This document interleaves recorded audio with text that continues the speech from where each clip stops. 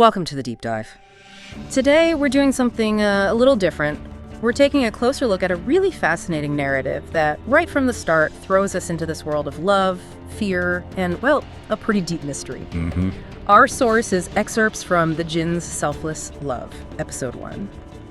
And our mission really is to unpack how this story kicks off. Who are the main players? What's the drama? And what questions just jump out at you immediately? We'll guide you through the important bits, make sure you catch all those key details. Yeah, and that's so crucial, isn't it? When you're looking at narrative sources, especially something like a first chapter or episode, you really need to understand the groundwork, the foundation the author is laying to get where it's all heading. Yeah. And what's interesting here, I think, is how this story plays with that tension, the clinical side versus maybe something else. It gives this unique look into human vulnerability when, faced with things we can't easily explain. It hits you right away. Okay, so let's dive right into the beginning then.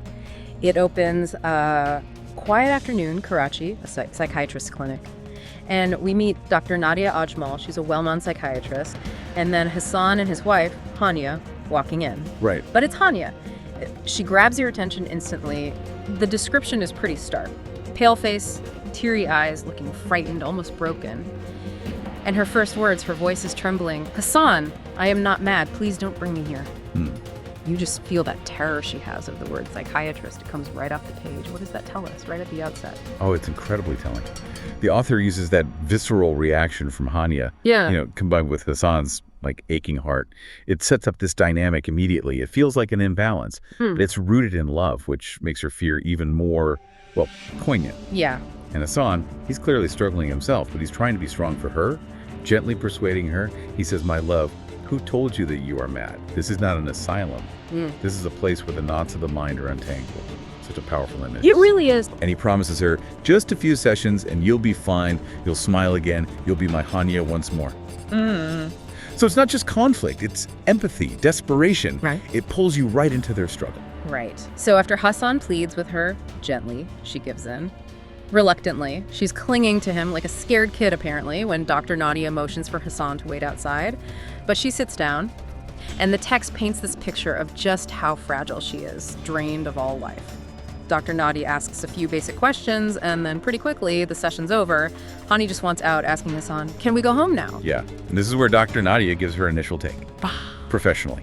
She diagnoses Hania with depression, which, given Hania's date, seems logical, right? Makes sense. But here's the key part where the story kind of pivots. The doctor adds that Helena may be developing signs of split personality. And she explains it. In such cases, a person feels someone else is with them, they talk to themselves, and create stories they believe are real. Now, clinically, we probably call that dissociative identity disorder today.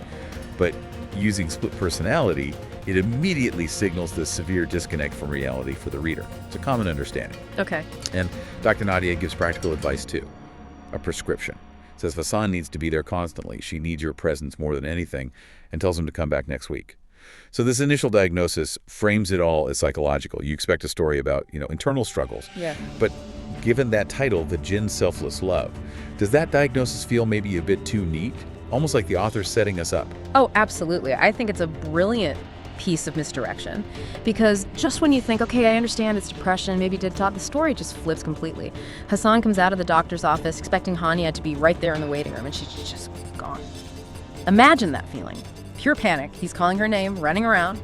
Panic. And then you get this trail of clues. Yeah. Really unsettling. An old man points down a corridor. Hassan finds drops of blood and one of Hania's shoes on the stairs going up. He sprints up, finds her scarf and her other shoe right at the top. It's such a classic horror trope, but so effective. Builds that dread instantly. Exactly. And that sudden shift, it's not just a plot twist, it's like the narrative itself is being subverted. The author uses these familiar suspense tools, the blood drops, the scattered shoes, to create this really gut-level fear. And it completely redefines what kind of story we might be in. Yeah. Then he finds her on the terrace, and it's chilling. She's walking slowly, in a trance, towards the edge of the roof, unaware of herself, unaware of death waiting below. He screams her name. She doesn't react. He has to physically lunge, grabbed her arm just in time, and pulled her back into his chest. She gasps like she's waking up one step from falling. And this incident right here, it blows that initial medical diagnosis wide open, doesn't it? It pushes the story from psychological drama towards something else. something mysterious, maybe supernatural. It's absolutely heart-stopping to read, and Hassan, he's just wrecked after saving her. The text says, he whispers, "Why do you torment me like this? If something happened to you, I would die." You feel his desperation, but then Hania gives her explanation, and it's bewildering, completely shocking. She says, "I was in the waiting room waiting for you. Then a little boy came. He said you were calling me. I followed him, and after that, I don't remember how I got here.